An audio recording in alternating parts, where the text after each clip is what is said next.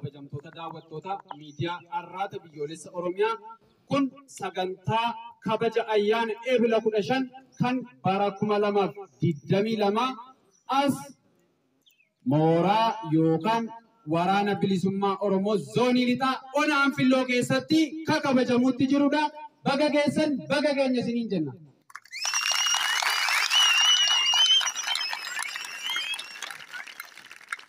Hayyen kabajamtoota qondaalota waraana bilisummaa Oromoo, kabajamtoota miseensa waraana bilisummaa Oromoo, akkasumas kabajamtoota qeerroo bilisummaa Oromoo ABO, akkasumas kabajamtoota uummata Oromoo bal'aa guyyaa seena qabeessa guyyaa kabaja qabu qabsoo bilisummaa Oromoo keessatti guyyaa hin dagatamne Eebila 15 baga geessan baga keenya isiniin jenna mallee.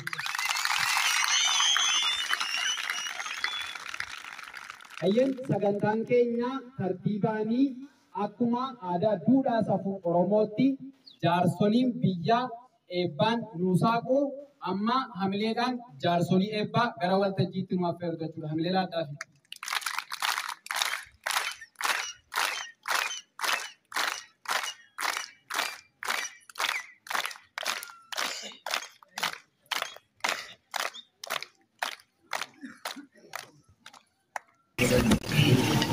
Waaqayyoon galanne ga'uu waaqayyo galateeffannaa.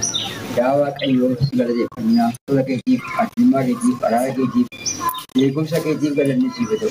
Waan asin nu keessa bilchaadhu ammas immoo guyyaa har'a kana waan nutti hin dhageenye isaanis immoo gargaartee nu wajjin ta'uun kee jaalala kee ta'u maqaa gooftaa Yesuusiin.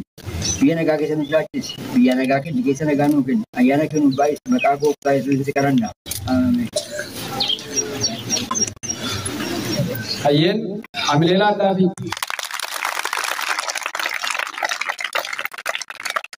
Hayyen egaa akka aadaa waraana bilisummaa Oromootti sagantaan amma itti aanu sagantaa dungoo qabsiisuuti.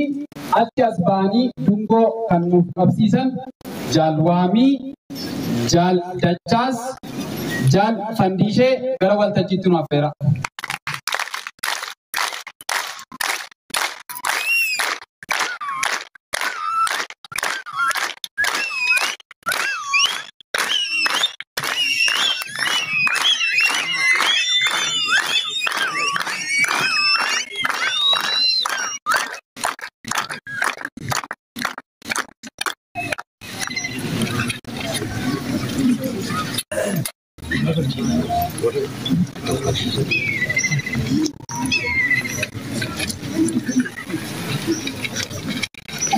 Oh, jirtu!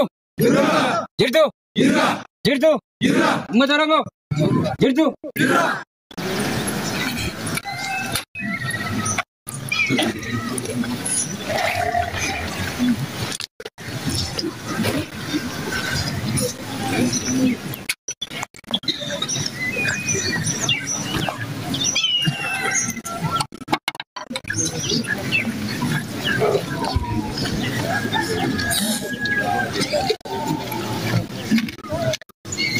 Hayyen hamileedhaan gara teessumaatti nu simadhaa gara battala isaaniitti.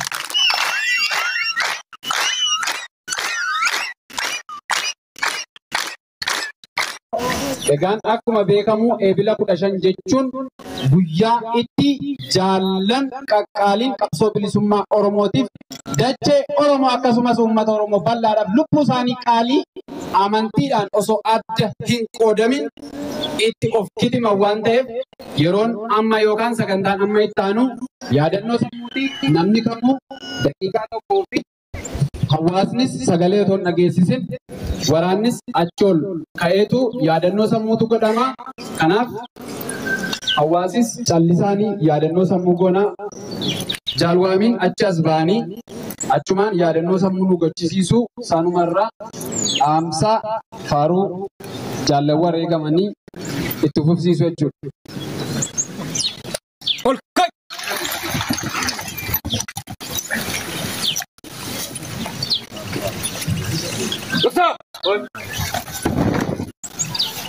Jala wareegamanii nagaa.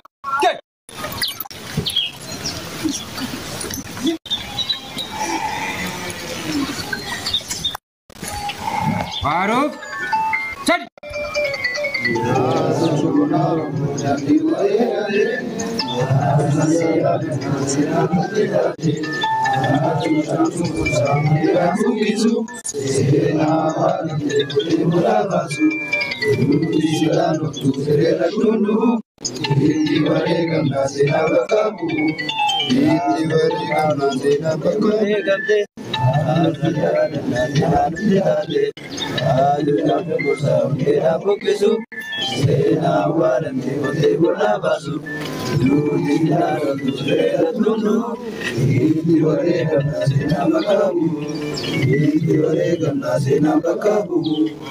Gabus.